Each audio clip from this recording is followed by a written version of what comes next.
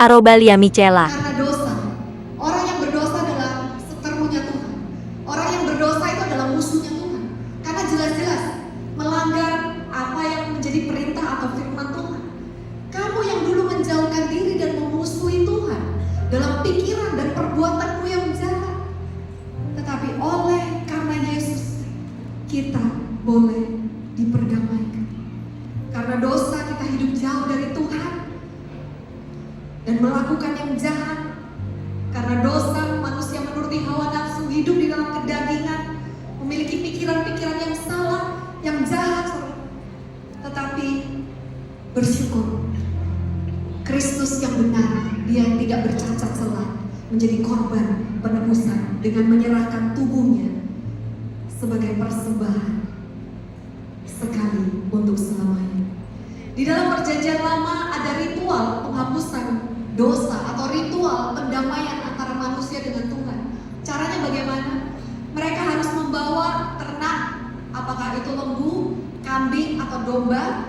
Di ayat yang ketiga dari Imamat yang pertama dikatakan apabila persembahan berupa korban bakaran dari kawanan lembu, jadi harus mempersembahkan korban bakaran dari lembu, dari kambing domba, tetapi yang sempurna tanpa celah. Saya besarkan statement kalimat itu, lembu jantan yang sempurna tanpa celah. Haruslah ia membawanya ke depan pintu masuk kemah pertemuan agar Bapa Yahweh berkenan kepadanya.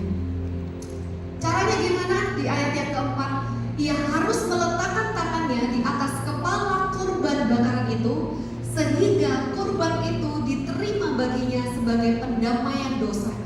Ketika meletakkan tangan ke atas kepala dari hewan yang dikurbankan, itu seperti mentransfer dosa. Transfer dosa dari manusia kepada hewan yang dikorbankan itu, dan yang bersalah saat ini adalah hewannya.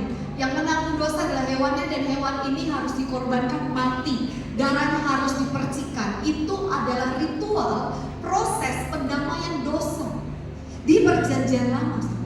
Tapi Yesus datang ke dunia ini sebagai perjanjian yang baru.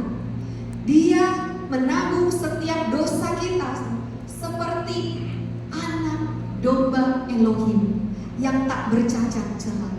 Di 2 Korintus 5 ayat yang 21,